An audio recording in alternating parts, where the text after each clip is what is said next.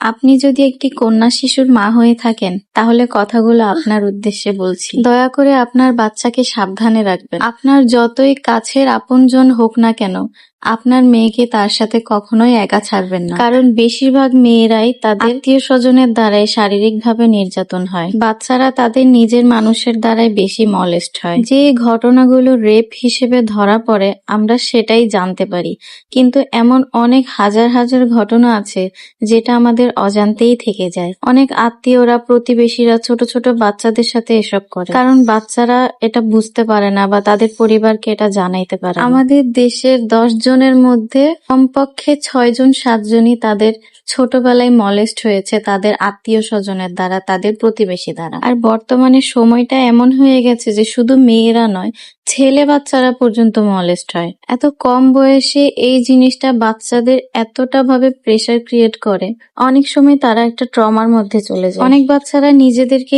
খারাপ ভাবতে শুরু করে, ভাবে আমি খারাপ তাই আমার সাথে মনে হয় এটা হচ্ছে। অনেক বাচ্চারা ভয়ে তার মা বাবাকে বলতে পারে না। আপনার বাচ্চাকে ভালোভাবে বুঝিয়ে দিন কোনটি গুড টাচ এবং কোনটি ব্যাড টাচ, এবং তাকে এই সাহসটা দিন যে কেউ যদি তার সাথে খারাপ আচরণ করে, কেউ যদি তাকে খারাপভাবে টাচ করে, সেটা তার কোনো দোষ নেই, সেটা ওই ব্যক্তির দোষ। এবং আপনার বাচ্চা যেন আপনার সাথে এটা শেয়ার করতে ভয় না পায়, এতটুকু সাপোর্ট বাচ্চাকে দিন। আপনার বাচ্চার দিকে লক্ষ্য রাখুন, কেউ আপনার বাচ্চার সাথে এমন কিছু করছে কিনা সেটা লক্ষ্য রাখুন। তাকে মানসিকভাবে সাপোর্ট করুন। আপনার যত আপন মানুষই হোক না কেন, হোক আপনার বাবা কিংবা আপনার ভাই, আপনার মেয়ে বাচ্চাকে কখনো তার সাথে একা ছাড়বেন না। কথা শুনতে খারাপ লাগলেও এটা বাস্তব। অনেক বাচ্চারাই তাদের নিজেদের মানুষের দ্বারা মলেস্ট হয়। একজন মা হিসেবে আপনি যদি না চান আপনার বাচ্চার সাথে এমন কিছু হোক, তাহলে অবশ্যই সতর্ক থাকুন।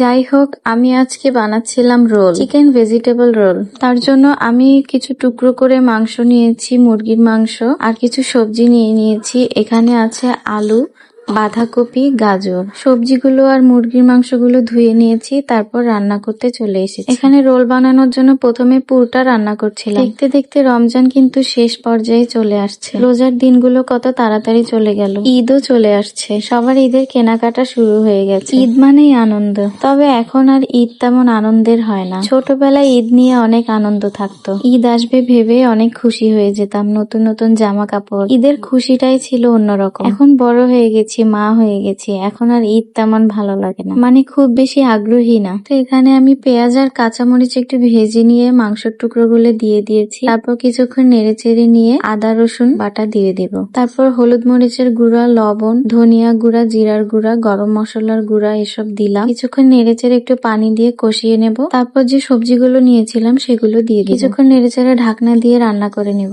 আমার পুরোটা রান্না হয়ে গেছে। তারপর আমি রোল বানানোর জন্য ময়দার ডো করে নিয়েছি। তারপর চলে এসেছি রোল বানানোর কাজে। এখানে আমি মোটামুটি ছোট সাইজের একটি রুটি বেলে নিয়েছি। রুটিটা বেশি মোটা হবে না, একটু পাতলা রাখার চেষ্টা করেছি। তারপর পুর দিয়ে দিলাম। ময়দার পানি দিয়ে আমি একটু পাতলা করে গুলিয়ে নিয়েছিলাম, সেটা রুটির চারপাশে লাগিয়ে দিব। তারপর রোলটা ভাঁজ করে নিয়েছি। এই যে রোলটা বানানো হয়ে গিয়েছে। এভাবে একটা একটা করে আমি সবগুলো রোল বানিয়ে নিয়েছি। তারপর এখানে আমি ডিম ফেটিয়ে নিয়েছি আর বিস্কিটের গুঁড়া নিয়েছি। রোলগুলো প্রথমে ডিমের মধ্যে চুবিয়ে তারপর বিস্কিটের গুঁড়া দিয়ে কোট করে নিব। এভাবে সবগুলো রোল আমি রেডি করে নিয়েছি। এবার শুধু ভেজে নিলেই হয়ে যাবে। চুলায় তেল বসিয়েছি, তেলটা গরম হয়ে গেলে তারপর একে একে রোলগুলো দিয়ে দিব। এভাবে আমি রোলগুলো ভেজে নিয়েছি। সবগুলো রোল আমি ভাজিনি, কিছু রোল আমি ফ্রোজেন করে ফ্রিজে রেখে দিব।